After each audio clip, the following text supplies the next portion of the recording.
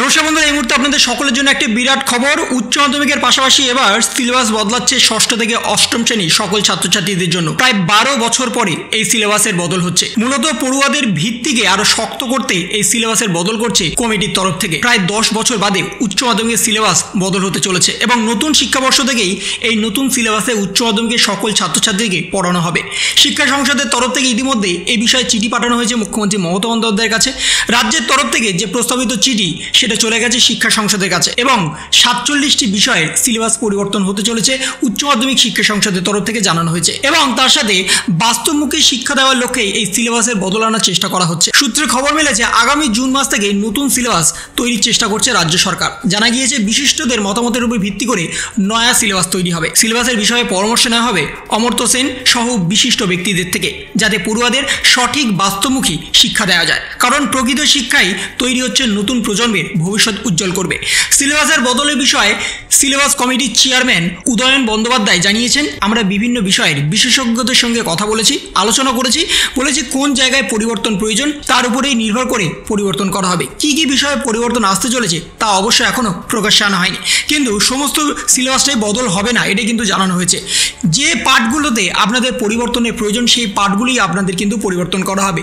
ম্যাথের কিছু সিলেবাস বদল হতে চলেছে ষষ্ঠ থেকে অষ্টম শ্রেণীর, তার সাথে বিজ্ঞান বিভাগের বেশ কিছু সিলেবাস কিন্তু বদল হবে এবং ইংরাজিতে নতুন কিছু পাঠ্যক্রম কিন্তু ঢোকানো হবে। এই সমস্ত বিষয় কিন্তু সরাসরি জানিয়ে দেওয়া হয়েছে পর্ষদের তরফ থেকে। এবং উচ্চ মাধ্যমিকের যে নতুন পরিকাঠামো তৈরি হয়েছে সেই পরিকাঠামো অনুযায়ী আপনাদের বছরে দুবার করে কিন্তু পরীক্ষা দিতে হবে, অর্থাৎ সেমিস্টার 1 এবং সেমিস্টার 2।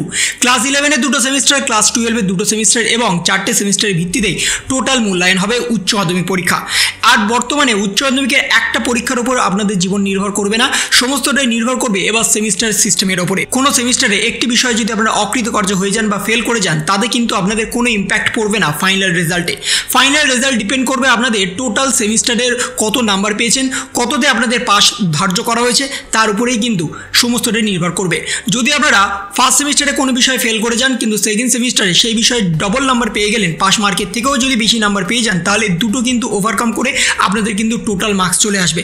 অর্থাৎ পাস ফেলের বিষয়টা যেমন উঠে যাচ্ছে তার সাথে কিন্তু আপনাদের নাম্বার বাড়ারও একটা সুযোগ সুবিধা থাকবে। কারণ উচ্চ মাধ্যমিকের পরে আপনাদের নতুন কলেজে ভর্তি হতে হবে এবং নতুন কলেজে ভর্তি হতে গেলে আপনাদের বেশি নাম্বার দরকার। যেখানে সিবিএসসি আইসিএসসি ছেলেরা ভালো বেশি করে নাম্বার পেয়ে তারা ভালো সাবজেক্ট নিয়ে পড়তে পারে, কিন্তু আমাদের ওয়েস্ট বেঙ্গলের ছেলেমেয়েরা ততটা কিন্তু রেজাল্ট করতে না পারলে তারা কিন্তু ভালো সাবজেক্ট নিতে পারে না।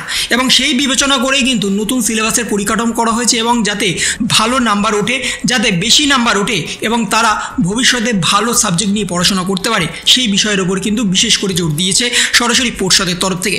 তো এই ছিল একটা ছোট্ট ইনফরমেশন আপনাদের সকলের জন্য। যদি আপনাদের ভিডিওটা ভালো লেগে থাকে তবে লাইক করুন, শেয়ার করুন এবং অবশ্যই সাবস্ক্রাইব করুন। তার পাশাপাশি আপনার মতামত কমেন্টের মাধ্যমে জানান।